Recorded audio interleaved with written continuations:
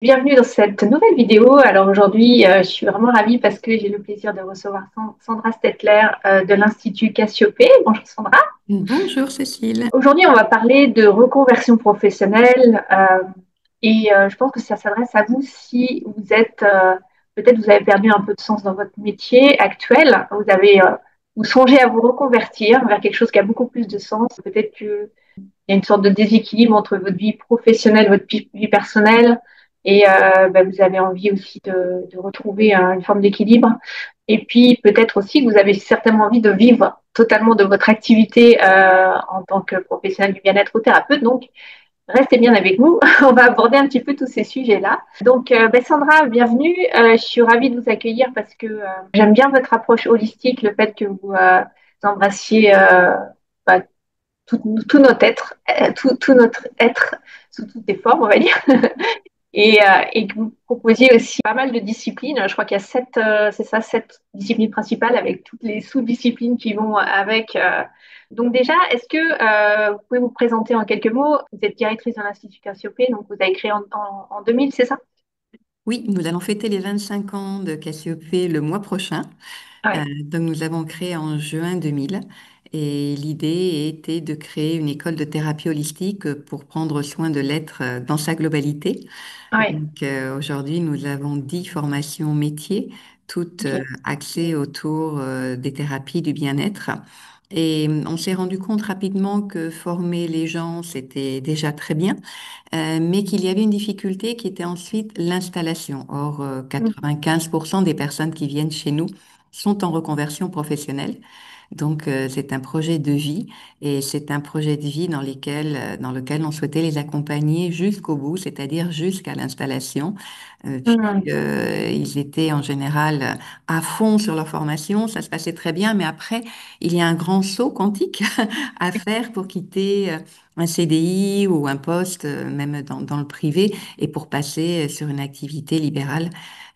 Et là, on s'est rendu compte qu'il y avait besoin d'accompagnement. Donc, on a Oui, beaucoup c'est ça. développé cette aide à la reconversion dans les 10 dernières années, en Mhm. parallèle, bien sûr, de nos formations métiers. Oui, c'est ça. Donc j'ai vu que vous aviez créé un livre blanc dans lequel vous expliquez un petit peu les étapes pour se Oui, lancer. Euh, oui. il y a 9 étapes, on va mettre le lien d'ailleurs sous cette vidéo. Et en fait, j'aime bien la comparaison que vous faites en fait entre le lancement d'une activité et puis finalement une naissance, enfin le projet de naissance.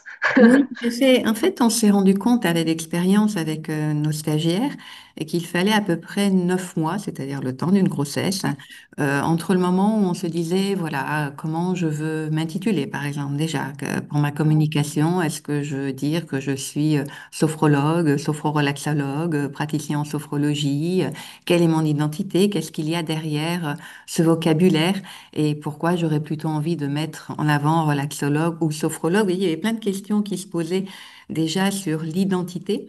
Et une Mhm. fois que cette identité est claire et que les personnes ont défini à quel type de population elles souhaitent s'adresser, est-ce que je veux m'adresser seulement à des adultes, des ados, des enfants, des seniors, des femmes enceintes, enfin que sais-je, c'est extrêmement large hein, le métier de l'accompagnement. On s'est dit, il faut déjà qu'on les aide à définir leur identité pour ensuite pouvoir avoir une charte graphique, avoir une communication qui ressemble vraiment et qui représente dans son essence cette identité. Et on s'est rendu compte que rien que sur cette partie identitaire, pour qu'elle prenne vraiment naissance, que ce soit très clair et très accordé avec la personnalité de ce futur thérapeute, il fallait en gros 9 mois. Oui, c'est ça. Et que Et dans vous, ce mouvement, il y oui. avait plein de changements. On passait d'une idée à une autre, d'une adaptation à une autre, jusqu'à ce que la personne trouve vraiment comment elle veut se nommer et ce qui derrière entraîne toute la représentation qu'elle a du métier. Comment elle se Ouais. projette dans ce métier? Qu'est-ce qu'elle veut y faire? Qu'est-ce qu'elle veut y apporter? Pourquoi elle a à cœur de s'appeler plutôt sophrologue ou relaxologue? Qu'est-ce qui l'anime? Et tout ça, finalement, c'est une gestation. Ouais, c'est ça. Rien que cette Super intéressant partie. parce que c'est vrai que le côté identitaire, ça projette finalement dans une vision de ce qu'on veut Oui, créer. Oui, et ça crée une espèce d'alignement ou de direction, de boussole qu'on peut suivre finalement ensuite. C'est super important. exactement. Ouais. Vous Si parlez ça se de, décide. j'aimais bien l'alignement entre le conscient et l'inconscient aussi. Oui. Vous pouvez nous en parler un peu plus de ça?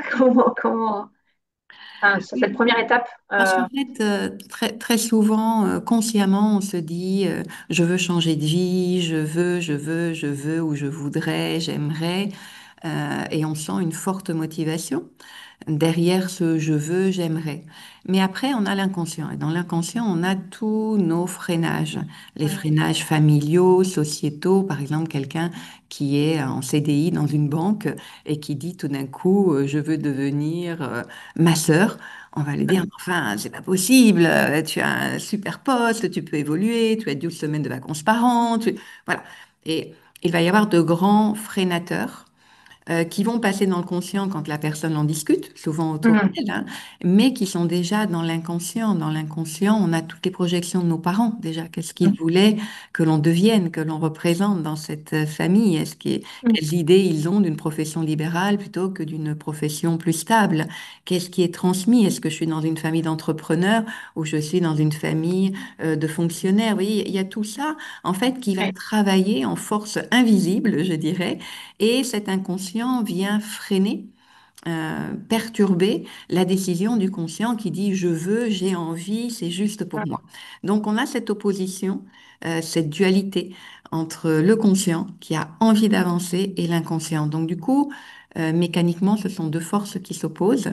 Et si oui, on veut pouvoir réussir un changement, quel qu'il soit, que ce soit une reconversion ou quoi que ce soit d'autre, un déménagement, oui, un enfant, peu importe, un changement de vie, il faut faire une alliance entre le conscient, le je veux, et le subconscient, où se trouvent toutes nos forces psychiques, hein, c'est un petit peu l'armée psychique du conscient, pour pouvoir contrer cet inconscient et avoir la force de passer. On pourrait prendre une image, on dirait une corde. D'un mm, côté, on a 100 kilos qui tirent, c'est l'inconscient. Si on tire pas à 110, 120 de l'autre côté, on passe pas. ouais, c'est Et ça. le je Ouais. veux reste un rêve, une utopie, une projection et ne se réalise pas, ne se matérialise pas. Ouais, ouais, et c'est vrai qu'on le retrouve, moi qui accompagne les gens qui sont après, donc Oui. qui se sont déjà lancés, on retrouve fortement les blocages finalement Parfois on passe des étapes, donc on s'est lancé, on a fait les Oui, premiers pas, etc. oui, Et puis tout d'un coup, boum, il y a un blocage, il y a un frein, et c'est toujours, c'est vrai que c'est toujours quelque chose au niveau de l'inconscient, ou en tout cas, oui. euh, et si les personnes travaillent, enfin, débloquent pas ça, c'est vrai que derrière, on a beau mettre toutes les stratégies en place, etc. C'est compliqué parce que le passage à C'est l'action est compliqué. compliqué en fait. Exactement. C'est pour ça qu'en parallèle à une formation que nous avons créée qui s'appelle Réussir son installation pour Hum, accompagner pas à pas les 9 étapes dont nous allons parler, oui. on a créé une autre formation qui s'appelle les clés du changement. Et les Hum, clés du changement travaillent sur l'identité. Qui suis-je? Quelles sont mes valeurs? Comment atteindre mes objectifs? Et surtout, c'est le point clé, comment transformer mes croyances limitantes? Parce qu'on s'est rendu compte qu'on avait énormément de personnes qui restaient dans le je veux mais qui n'arrivaient pas à aller au bout de ce rêve de reconversion. Parce qu'il y avait des croyances qui les rattrapaient et que tant qu'ils ne les transformaient pas, qu'ils n'avaient pas une méthodologie précise pour les transformer, eh bien, ils restaient bloqués. oui, Voilà. excellent.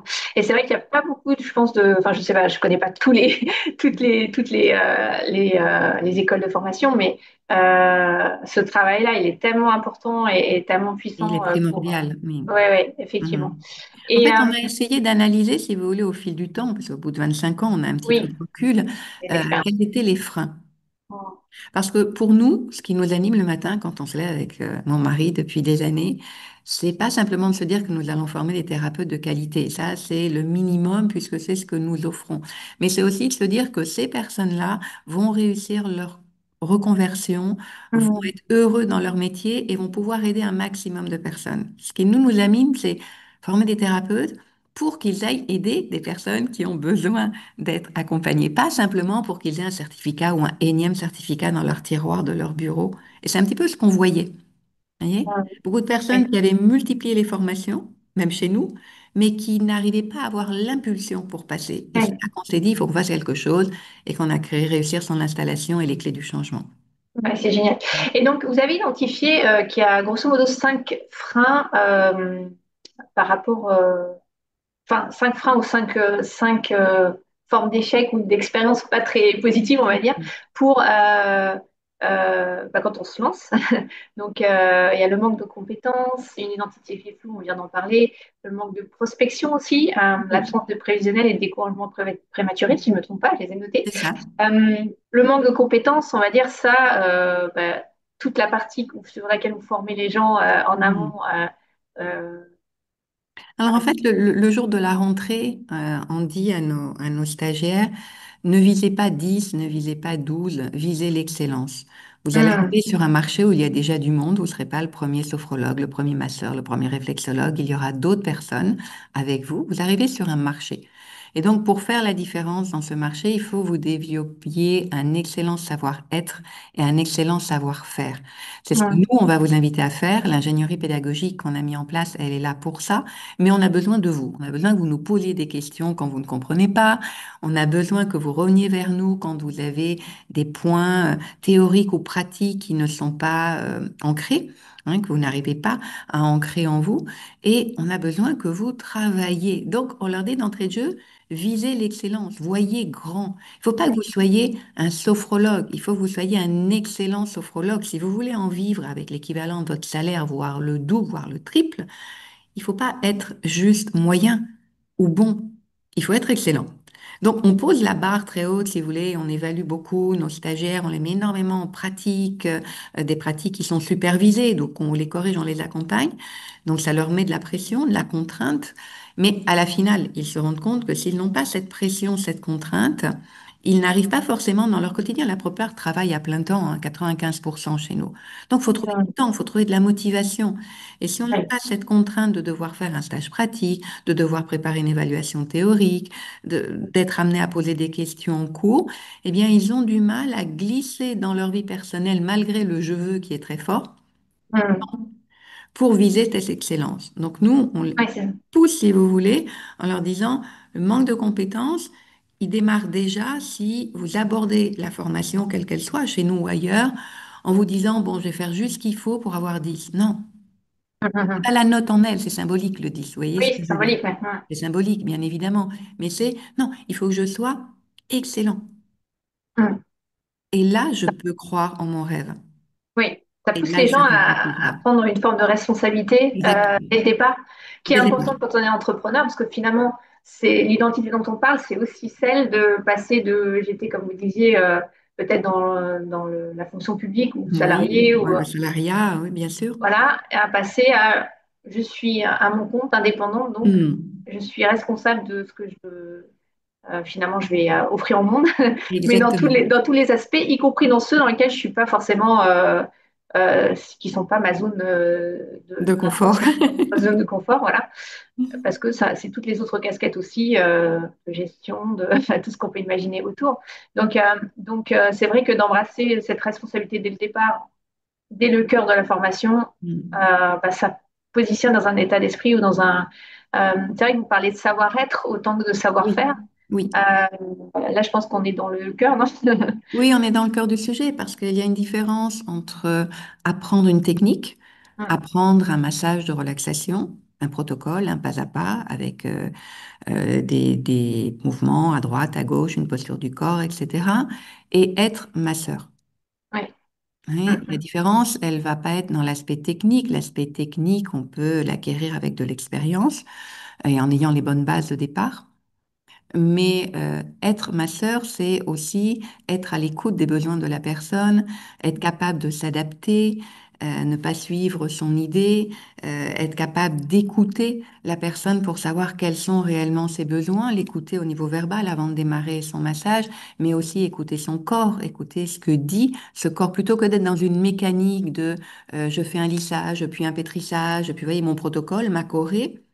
Être vraiment présent, c'est ça le savoir-être, être présent à l'autre, être à l'écoute, être dans le non-jugement.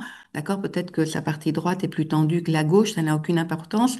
Je ne juge pas ou je ne me dis pas pourquoi la droite est plus. Non, c'est juste à droite c'est plus tendu. Bien, je vais faire un massage plus profond. Je vais aller chercher un mouvement qui rentre plus dans les fascias, dans la masse musculaire, dans les tendons, alors que à gauche je vais faire autre chose. Donc vraiment être dans cette écoute, c'est du savoir-être, dans l'empathie et la suspension du jugement. Je crois que ce sont les trois points clés que l'on Oui, transmet en termes de savoir-être dans toutes nos formations, quelle que soit la formation qui a été choisie, parce que ça nous paraît important d'avoir une posture de thérapeute. oui, c'est ça. Voilà, Et quel que soit d'embrasser le la personne. médium. Hmm. Oui, de, d'accueillir la personne avec ce avec quoi elle vient, en fait. Oui. Euh, Et puis euh, souvent, elle vient une première fois et puis on définit que l'on va faire telle ou telle technique. Donc dans notre tête, on a fait notre cuisine, hein. On s'est mis un petit peu de cannelle, un petit peu de paprika, etc. OK. Et puis la personne, elle arrive et ce qu'on avait prévu est infaisable aujourd'hui parce qu'il s'est passé 10 000 choses dans sa vie, parce qu'aujourd'hui, elle a besoin de déposer avant de pouvoir faire un sophro ou un massage. Et donc, si on n'a pas développé suffisamment de savoir-être, on va être contrarié. Parce qu'on avait prévu quelque chose. Vous voyez, vous imaginez, vous avez passé une demi-heure à préparer une super sophro pour votre client, vous êtes content, vous avez écrit, vous avez fait des recherches, puis il arrive et il est incapable de respirer, de se détendre. Vous ne pouvez absolument pas faire. Est-ce que je vais ouais, pouvoir accueillir? Est-ce que je peux être assez souple? On leur dit toujours, mm, vous êtes comme des roseaux, il y a le vent, vous prenez le vent. Vous n'allez pas démater, mais vous prenez le vent parce que ce jour-là, ce dont a besoin la personne, c'est de souffler ce vent et seulement après. Donc cette préparation, elle vous servira, peut-être pas aujourd'hui, peut-être ouais, à la prochaine séance ou à celle d'après. Il n'y a jamais de travail perdu. Mais ouais, c'est ça. il faut dans le savoir-être développer l'adaptabilité. Oui, c'est ça. Oui, Et c'est ce que j'allais dire, c'est l'adaptabilité. C'est l'adaptabilité, ça, c'est exactement. une des qualités aussi dont on a besoin par la suite, Mais euh, complètement, parce que bah, complètement, c'est s'adapter à son époque, à ce qui exactement. aux nouveautés, aux choses qui évoluent dans son marché aussi. C'est une qualité hautement importante ouais, pour vraiment être présente et toujours présente sur la durée, quoi. C'est ça. Et alors nous, en cours, par exemple, on s'amuse à taquiner un peu nos stagiaires en leur disant, ben, tous les matins, vous changez de place et vous changez les deux personnes qui sont à côté de vous. Parce que dans Hum, l'adaptabilité, par exemple, on a constaté que les personnes, elles arrivent le premier jour, elles rencontrent une personne qui a une bonne tête, hop, je me colle à elle et je vais passer toute l'année à côté d'elle. Donc, non, non, non, non, regardez, il y a 25, 30 personnes dans la formation, c'est une énorme richesse humaine. Vous changez de place, vous changez de point de vue par rapport au formateur, aux slides, etc. Vous changez les deux personnes et à chaque pratique, vous changez de binôme. Et on sent, vous voyez, au début de la formation, c'est complexe et que ils le font parce qu'on leur dit gentiment et qu'on leur laisse pas trop le choix. Mais si on ne le faisait pas, on ne travaillerait ouais, pas. Donc on travaille aussi l'adaptabilité, tout le savoir-être avec des petites choses comme ça, plus les exercices, bien sûr, sur l'empathie, l'écoute et autres, mais aussi ouais, dans le quotidien. ouais, c'est ça. Et puis le fait d'être en groupe, c'est vrai que ça apporte une énergie. Euh, Bah, le collectif, ça aide à se remettre en question justement Oui, à s'adapter et puis à sortir doucement, naturellement de sa zone de confort parce c'est qu'on ça. va fréquenter d'autres personnes, on va discuter avec d'autres personnes, on va s'enrichir Ouais. des autres, etc. Et puis on va rencontrer des personnes tellement différentes de nous qu'on va se rendre compte que notre point de vue, notre réalité n'est que notre réalité personnelle et qu'on ne peut pas la plaquer à l'autre. Et ça, c'est Ouais. quelque chose qu'on développe beaucoup dans le savoir-être. Mm. Arrêter de penser que j'ai la vérité. En fait, la Oui, vérité, qu'est-ce que c'est? C'est une construction de notre mental. On a nos cinq sens qui nous envoient des informations, le cerveau les traite. D'accord? À ce niveau-là, nous sommes tous égaux à condition que nos cinq sens fonctionnent, qu'on ne soit pas mm. aveugle ou sourd, mais voilà, dans un cas de normalité. Mais ensuite, toutes ces infos sont traitées par notre carte du monde, ce qui nous représente, notre personnalité, notre vécu, nos valeurs, nos croyances, notre éducation, et il en ressort notre réalité. Et ma réalité n'est pas celle de la personne qui vient de me voir ou me consulter. Oui. Il y a un petit On va test. avoir tendance à projeter. Voilà, on projette. On leur fait ça. Par exemple, je leur dis, alors là, il fait 20 degrés dans la pièce. OK, tout le monde est d'accord, il fait 20 degrés, nous avons le thermomètre, c'est un affichage, c'est concret, réaliste. Est-ce qu'il y a des personnes qui ont froid? Alors, il y en a qui lèvent la main. Est-ce qu'il y en a qui ont chaud? Ah oui, il fait trop chaud. Est-ce qu'il y en a qui sont bien? Et là, on se rend compte que quelle est la réalité? La réalité Oui. objective physique, c'est qu'il fait 20 degrés, mais ma réalité à moi, eh bien, elle est, j'ai chaud, j'ai froid ou je suis bien. Mm. Donc voilà, on fait tout ce travail quotidien, je dirais. Quand je dis Oui. savoir-être, c'est dans toute la formation. Ce n'est pas un module spécifique. C'est Mm. développer du savoir-être en permanence. On quitte la salle, il y a une salle de cours à côté, on ne parle pas dans les parties communes pour ne pas gêner la pratique à côté. C'est aussi du savoir-être, vous voyez, etc., etc. Voilà, Oui, oui, c'est tout donner un des ensemble exemples. de C'est choses tout un qui a. ensemble. D'accord. Et Mm. ça permet, c'est vrai, une prise de recul, dont vous parliez là, prendre du recul Oui, sur ce qu'on vit soi-même, c'est ce sur qu'on vit. nos propres croyances, etc. Mm. Donc là, on a parlé des croyances, on a parlé Oui, un peu des injonctions, de ce qu'on peut, de, de, de nos filtres aussi, exact. de ce dont on a imprégné finalement et qui fait qu'on a une vision du monde et que c'est important de se confronter à la vision des autres aussi. Et ça va nous aider dans la pratique ensuite avec nos patients ou nos clients. Vous parlez aussi dans toutes les difficultés qu'il peut y avoir pour les élèves qui s'installent la partie justement aller vers l'autre, prospecter. Ça, c'est quelque chose que moi, je constate aussi beaucoup. C'est-à-dire que se former à sa pratique de cœur, ça donne toujours de Ça l'enthousiasme. va, oui, ça va bien. C'est normal parce que C'est c'est normal. On super, sent on a ton envie élan. d'accompagner. Mais par contre, aller bah, alors moi j'aime bien l'idée d'attirer les clients plus que d'aller chasser entre guillemets. Mm. C'est-à-dire justement vous parliez des valeurs et ça c'est super important parce que quand on est dans l'alignement avec ses valeurs et qu'on arrive à les transmettre dans sa communication ou son marketing, eh bien finalement il y a des gens qui résonnent avec ça et qui vont venir vers nous. Tout à Donc il y a fait.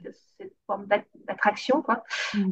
Mais il y a quand même une réalité qui est qu'il faut effectivement oser se montrer, être visible, avoir peut-être passé ce frein aussi qu'il peut y avoir. Oui. Puis, il faut quand même un temps pour développer son activité. Souvent, il y a est-ce que vous percevez cette. Enfin, je sais que vous parliez d'un certain nombre de mois, voire d'années pour Mm. s'installer et en vivre vraiment confortablement. Est-ce que vous constatez cette illusion un peu De démarrage ouais, du express. démarrage comme ça sur des chapeaux de roue parce que ça y est, je suis formée, j'ai ma pratique, Oui. je vais avoir des clients qui vont venir du jour au lendemain Ah, en Il masse. il y a une première illusion qui est de se dire que notre réseau de proximité, les amis, la famille, va constituer notre clientèle, Mm. qui est faux. Alors, Oui, bien sûr, les amis vont envoyer, vont parler, une ou deux personnes, mais ça ne fait pas un fond de roulement, si vous voulez, de clientèle suffisant. Donc ça, c'est une première illusion. J'ai oui, pas besoin de prospecter, je n'ai pas besoin de me mettre en avant, j'ai pas besoin d'aller chercher des prescripteurs parce que mon entourage va. Alors l'entourage, il va faire du mieux qu'il peut, mais ce sera une partie infime, sauf à avoir un énorme réseau, ce qui n'est pas le cas pour la plupart des personnes. oui, Donc on enlève déjà celle-ci. La deuxième, c'est il suffit que j'y pense très fort pour que ça se réalise. C'est-à-dire une loi d'attraction qui serait un peu oui, décalée. La loi d'attraction, elle va fonctionner, bien sûr, mais ça veut dire qu'en amont, j'ai une communication qui me ressemble. Je peux avoir une visibilité aujourd'hui sur Internet, mais aussi dans des magasins bio ou autres. Il faut que j'ai une visibilité. Personne ne va passer dans la rue et se dire, oh tiens, il y a une plaque de sophrologue, j'ai monté voir la tête qu'elle a. Je veux dire, ça, c'est une illusion absolue, comme celle de toute ma famille, mes amis vont faire mon réseau. Alors le problème, c'est que un thérapeute, quels que soient les médias qu'il utilise, il est là pour aider les autres. Et il se dit, là, je vais pas aider les autres, il va falloir que j'aille me vendre. Parce que quand je vais voir un prescripteur, qu'est-ce que je vends? Ben, je me vends moi. Je suis le produit que je c'est viens ça. présenter. Alors, si j'ai une faible estime de moi et j'ai pas trop confiance en moi, c'est ce qu'il y a de plus difficile à faire. Je pourrais Oui, présenter n'importe quoi, mais moi, quelle c'est valeur ça. ajoutée j'ai, quelle légitimité, comment je fais quand je me retrouve devant un médecin qui a bac+12 et moi j'ai un certificat qui n'est même pas un diplôme d'État. Oui, il y a tout ça qui va rentrer en Oui, ligne de compte. Bien sûr, mhm, donc c'est difficile, mais on dit toujours à nos stagiaires, vous ne pouvez pas démarrer ni du coup évoluer si vous n'avez pas un minimum de prescripteurs. Alors, il y a les prescripteurs médicaux et paramédicaux, bien sûr, mais il y a aussi d'excellents prescripteurs, et le meilleur prescripteur, c'est le coiffeur. ah oui, Et voilà, le coiffeur, parce que les je personnes connais parlent tout le monde. beaucoup, il connaît tout le monde, et puis qu'est-ce qu'il peut faire, le pauvre, de toute cette parole qu'il envahit? Oui, Pas grand-chose. Donc, ce sont aussi de grands consommateurs de massages, de sophro et autres, parce qu'ils chargent beaucoup oui, d'informations qu'ils ne peuvent pas traiter, pour lesquelles ils ne sont oui, pas formés. Donc, mm, le coiffeur, vous avez aussi l'esthéticienne, on a le même processus. oui, Le pharmacien, c'est un conseil. En fait, quand on ne sait pas, on se dit, tiens, je viens d'arriver dans un quartier, je cherche un dentiste, je vais aller demander conseil au pharmacien et il a Oui, toujours un super book alphabétique avec X cartes, X sophro, X masseur, X praticien en relation d'aide, etc. Donc, la boulangère, voilà, chez qui on va tous les jours. Donc, on pense tout de suite prescripteurs médicaux, il en faut, mais il n'y a pas que ces prescripteurs-là. Mais l'idée, non, non, c'est clairement. j'ai confiance dans ce que je vais représenter. C'est pour ça que l'identité est très importante. Même si la personne n'a pas tout à fait confiance en elle, quand elle a travaillé 9 mois, le temps de sa grossesse, sur son identité, qu'elle a développé une communication qui lui va bien, un logo qui lui ressemble, un texte qui lui replante dans son flyer ou autre, vous voyez, elle arrive déjà en étant plus sûre d'elle. Et ce qu'on fait pour l'aider, parce que c'est quand même un passage hyper difficile, sur la formation Réussir son installation, à la fin, il y a une journée en présentiel où les stagiaires présentent leur projet et on leur apprend à faire un pitch de 2 minutes Oui, et ils vont s'entraîner à ce pitch. Donc, par exemple, je vais dire à un stagiaire, alors là, je suis un médecin généraliste. Présente-moi ton activité. 2 minutes top chrono. Maintenant, je suis le coiffeur. Tu me la représentes. Voilà. Quel mot tu vas modifier parce que le niveau d'information que tu donnes n'est pas tout à fait le même, même si on parle du même métier. Vous voyez, et on les entraîne et c'est de la mise en pratique, la mise en c'est pratique. essentiel. Ouais. On leur met le pied à l'étrier pour Ouais. essayer de les aider au mieux à passer ce grand frein qui consiste à Ouais. dire je vais aller me vendre. Ouh là Ouais. là, Ouais, c'est quelle ça. horreur. Après, c'est des mots qui font peur, mais moi j'aime bien l'idée du projecteur, c'est-à-dire souvent, c'est parce qu'on a le projecteur sur soi, et Oui, si on décale le projecteur et qu'on le met sur finalement la personne qu'on veut aider, et exactement. ces Et mots l'activité. MAUX et Hmm. qui sont traduits dans des mots MOTS, et ben, finalement on arrive à parler dans un langage qui va plus attirer l'autre parce qu'on n'est pas Mhm. centré sur soi et sur Toi. finalement ce qui peut nous bloquer parce qu'effectivement parler de soi c'est pas toujours évident. Le Euh, problème, c'est que dans nos métiers, 50% du travail, c'est soi. C'est-à-dire que toutes oui, les études au niveau des thérapeutes, toutes thérapies confondues, hein, je ne parle pas hum, d'une approche spécifique, nous donnent toujours les mêmes pourcentages. 50% du travail, ça va être le travail technique. On parlait tout oui, à l'heure du massage. Oui, il faut que je connaisse ma choré, mes postures, etc. Mais les autres 50%, c'est moi avec ma personnalité, ma oui c'est ça. capacité à écouter, à aider, etc. Voyez? Hum, hum. Donc, voilà, il faut Oui, oui. intégrer que l'outil ne suffit pas et que je fais Non, l'outil partie du suffit pas, processus. Eh oui. c'est clair. Et d'où l'importance de l'identité, des valeurs et de tout ce Et qu'on va voilà, communiquer par ailleurs. exactement. Exactement. Euh, chouette. Est-ce que un parcours typique, par exemple, de stagiaire chez vous, donc une personne qui vient, donc elle démarre, elle fait sa formation. Comment ça se passe concrètement? Les formations, elles durent combien de temps? Ça dépend évidemment des pratiques, Oui, j'imagine, ça mais dépend. Mais si vous voulez, on a déjà un process en amont de la formation. En amont Mhm. de la formation, on fait des portes ouvertes pour que les stagiaires puissent rencontrer les profs, savoir exactement quel est le programme, etc. On fait aussi des rendez-vous conseils personnalisés pour orienter la personne quand elle ne sait pas trop quel médian choisir. On leur fait un test aussi pour savoir s'ils sont plutôt à tendance corporelle ou mentale. Voilà. Ils ont tout un accompagnement en amont déjà pour éviter qu'ils se retrouvent dans une formation qui ne correspond pas forcément à leur personnalité, au type de population qu'ils souhaitent aider, à leur parcours. Donc on fait un premier travail avec eux qui est gratuit et qui ne les engage pas vis-à-vis de l'Institut, mais je dirais pour être sûr d'aller dans la bonne direction et Voilà. d'être congruent entre la personnalité C'est et le leur choix, parcours. quoi. Voilà. Donc ça, c'est fait. Une fois que c'est fait, ils arrivent en formation. Il y a des formations métiers sur un an, d'autres sur 2 ans, Mhm.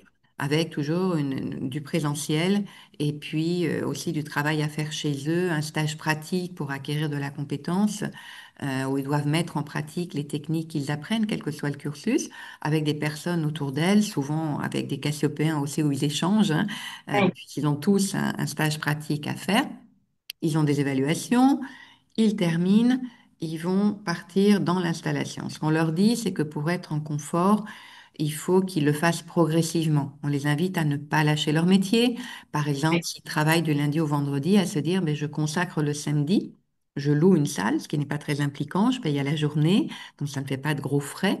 Et puis, quand cette journée, elle est remplie, que voilà, j'ai tout ce qu'il faut en termes de clientèle, eh bien, je vais envisager peut-être un 4/5e ou un mi-temps en fonction du métier dans lequel j'exerce, c'est possible ou pas, mais on leur conseille toujours de faire du dégressif et de ne pas se mettre une charge mentale énorme à cause d'une pression financière ou d'une obligation de réussite très rapide.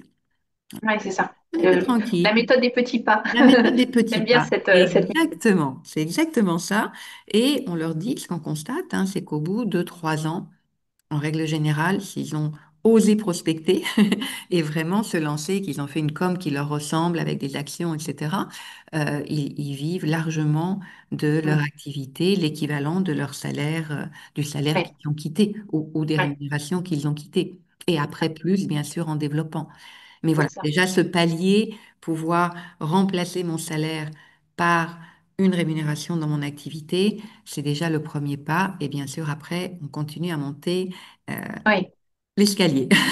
Là, Voilà. ils ont Et on accès les à. accompagne, on les accompagne. Ouais, C'est-à-dire que dans l'année qui suit leur sortie de formation, on reste disponible, on répond, par exemple, ils rencontrent un problème avec un client, ils nous envoient des mails, on répond, ils savent qu'on a un avocat spécialisé, enfin voilà, ils peuvent oui, compter sur le réseau, on les lâche pas le dernier jour de la formation, sauf s'ils le souhaitent, bien sûr, oui, mais en tout cas, on leur propose une année complémentaire qui est inclus dans le prix de leur formation, si vous voulez, où on reste disponible pour les accompagner. Alors, on met une année oui, parce qu'il faut une date juridique, hein, mais souvent, oui, ils c'est ça. reviennent vers nous avec des questions 3, 4, 5 ans, on répond aussi. Oui, oui, oui, oui, ça fait C'est partie un de. engagement, si vous voulez. Ouais, c'est un engagement. Ouais, ouais, c'est clair. Et Voilà. puis, c'est vrai que il y a des questions qui peuvent venir bien plus tard, qu'on n'a pas Exactement. anticipé, Oui, parce que sur le tant qu'on n'est terrain. pas confronté finalement à la réalité enfin, de la Voilà. situation, ben, effectivement, Donc un parcours qui dure déjà un petit peu de temps en amont, prendre le temps de bien choisir, bien définir son projet, ses objectifs, budgétiser, etc. Le temps de la formation et puis la post-formation qui doit se faire tranquillement. ouais.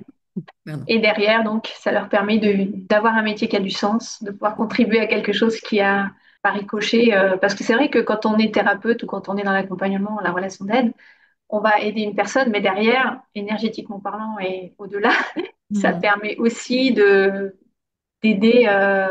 une famille, Ah, les relations de la personne qu'on tout vient à fait, d'aider. tout Et à ça, fait. c'est hyper puissant, enfin, enrichissant et ça permet de contribuer au-delà de la personne même qu'on accompagne seule.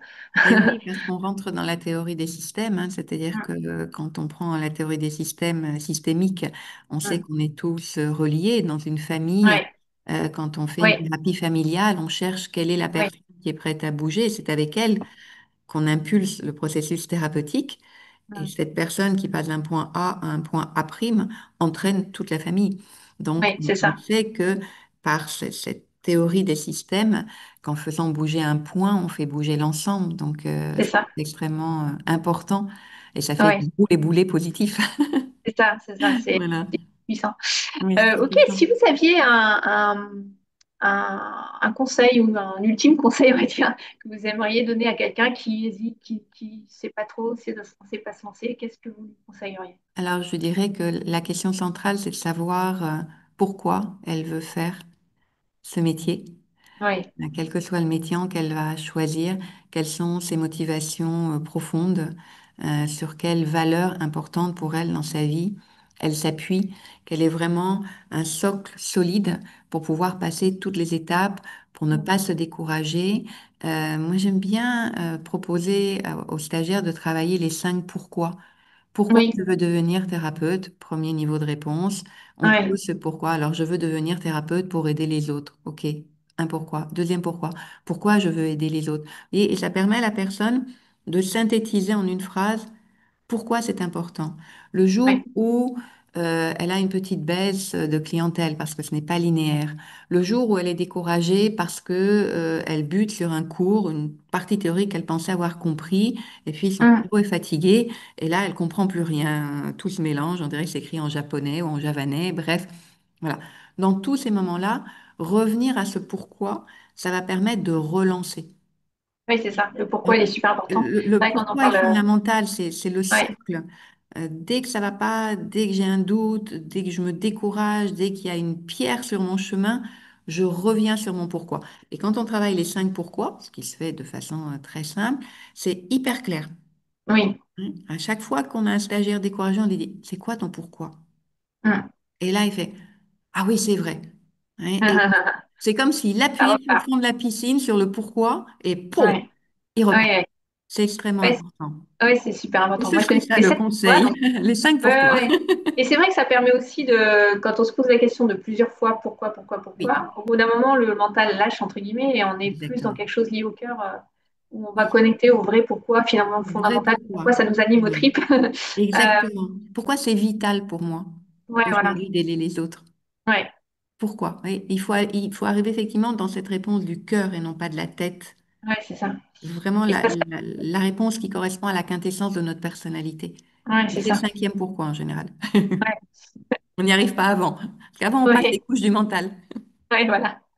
Ok, bah écoutez, merci beaucoup pour toutes ces pépites partagées. Si vous avez des questions pour Sandra, vous pouvez les poser sous la vidéo en commentaire et puis on fera passer les questions parce que c'est vrai que vous pouvez aller voir évidemment le site de l'Institut Cassiopée.